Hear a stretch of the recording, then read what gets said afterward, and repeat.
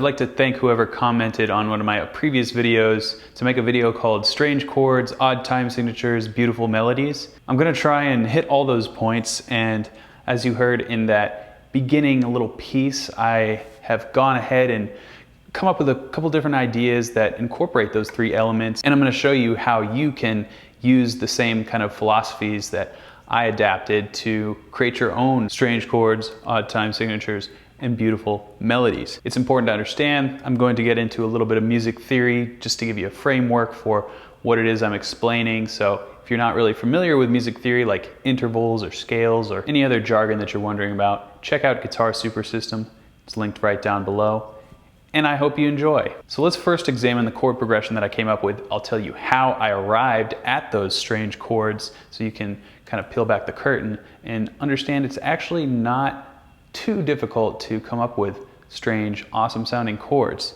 The chord progression goes like this.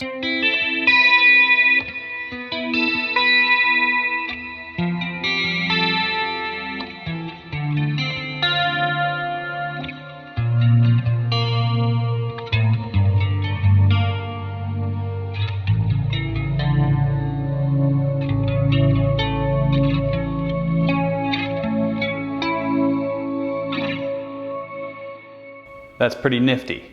I think that these chords really stem from two different places in my own creative consciousness. The first thing has to do with influences. So I recently made a video about why Stairway to Heaven is banned in guitar stores. Go check that out if you missed it. But I was learning Stairway to Heaven basically just to get it note for note, and I ended up composing something that has a similar sort of line cliche. So I started with this A minor triad, and then I added a 9 to it. So it's an A minor triad with an added 9th. And I wanted to kind of have that same mystical feel that Stairway to Heaven has, but obviously make it my own. So I copied the fact that the bass goes down chromatically, but I kept the other notes the same. And obviously this completely changes what the voicing is. So first we have an A minor, add 9. Next, if you want to analyze this, sounds like a suspended chord of some type. I would say E. So already we just are looking at it from a bass perspective. We start with A, then go to E. A minor, E major. So as you can see there, the foundation is very simple. A minor, E major, you know those chords, but I'm just voicing them differently, and that's when it helps to understand intervals and come up with different voicings across the guitar neck, because something as simple as this can actually sound much more interesting in my opinion. So moving on, we have this F major, and as you can hear there, we have the G, so there's another 9 there. You're noticing that I have a tendency to use added 9ths with my triad shapes because I just think they sound so nice and luscious. Especially when we can use them in open strings. Just adds to the dreamscape, if you will. And then we come down. This is just a regular D minor 7. Now here we come, this is one of my favorite voicings. So if you break this down, we have a B flat, C, F, another B flat. It's sort of a suspended, an F suspended fourth with a B flat in the bass. I'm not too concerned about the harmonic analysis, I just know it sounds real nice. And then we come down to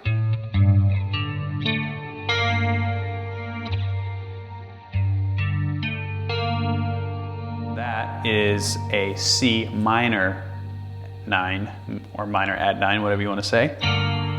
And this is a tricky chord if you don't have your dexterity up to snuff. And then, utilizing the 7th string of my guitar,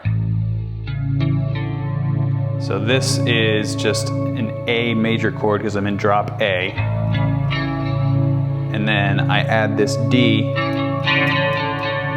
That's an 11th interval. So it just really has that washy, unresolved feeling.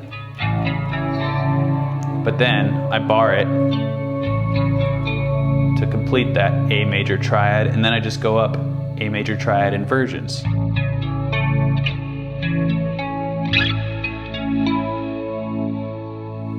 And that's it.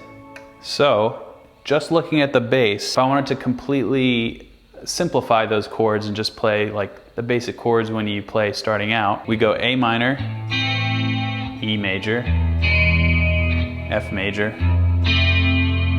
D minor, then B flat major, then G minor, and then A major.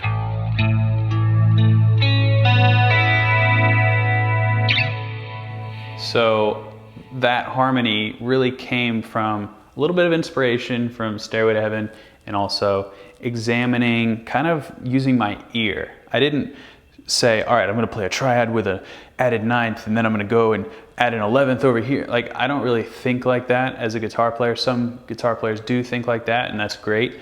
I play by ear, so when I was composing this, I was basically just using my ear. All right, where do I wanna go? Then I would experiment. I don't like that movement, but I wanna go chromatically. No, so I kept going until I found. So that's interesting to me, and I kept moving forward with it. Now, getting to the odd time signature part of the puzzle, these chords are very conducive for odd time signatures because they're kind of mystical and mesmerizing. So a sort of cyclical time signature that I like is 7/8.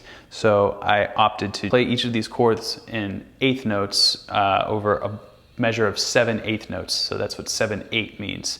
And it came out like this.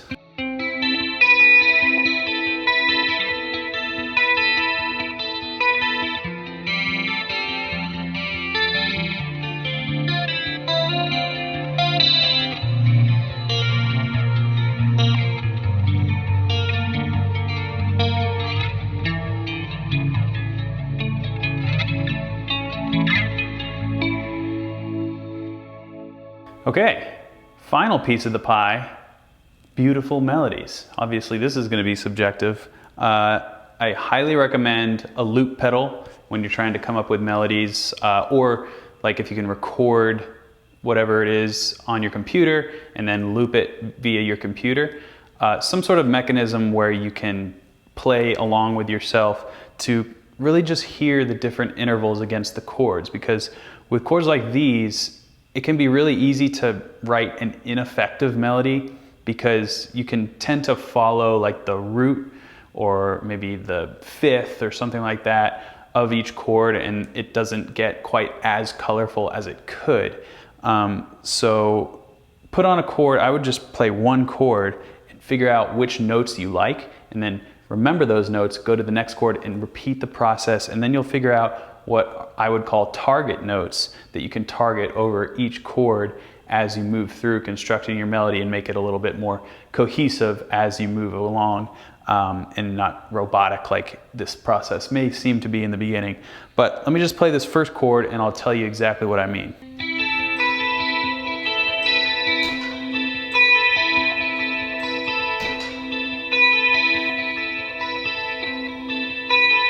So here's the root.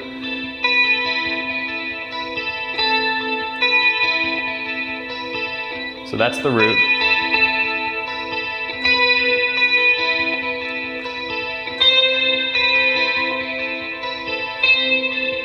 I like that, that's the minor third.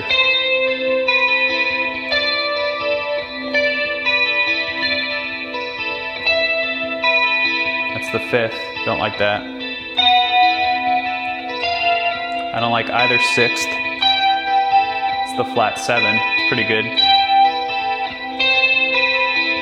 I think I like the minor third. So I'm gonna do that again for the next chord.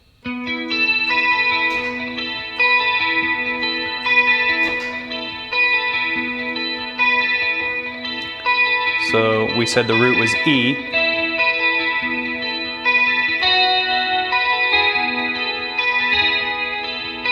That's nice. Major third against the sus4, which is interesting because a sus4 by design omits the third. So that's cool that it actually sounds really ethereal and nice. 5. Major 6 is nice.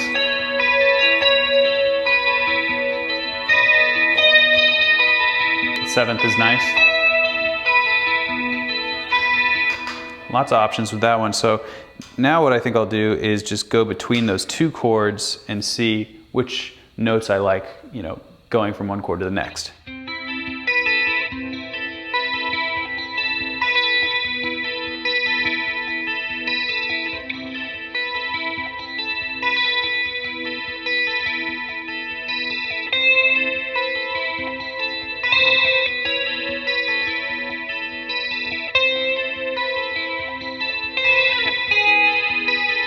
Oh yeah.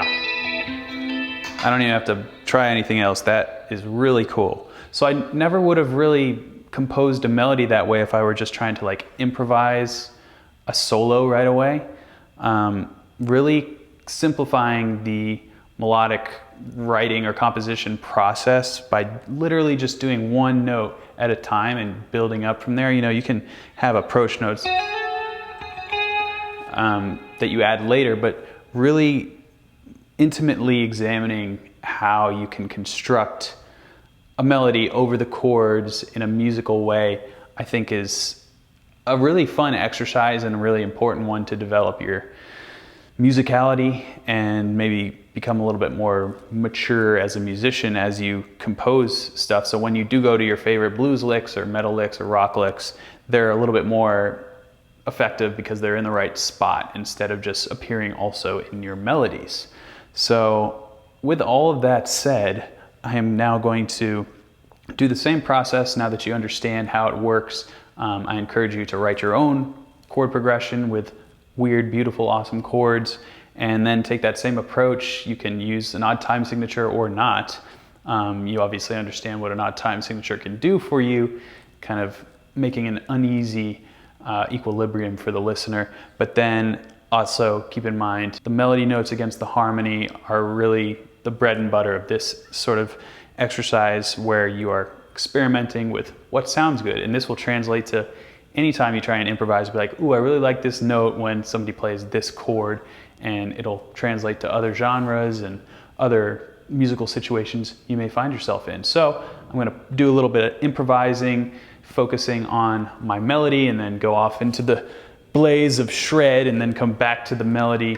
And this is actually part of a song that I'm writing, this chord progression. So you can check out on Spotify or iTunes. If you just search Music is Win, you can find all my music there. If you're interested, also check out Guitar Super System. If you're interested, you want to learn more music theory tips, tricks, and techniques from me. Thanks a lot for watching, and I'll see you next time. But until then, keep shredding.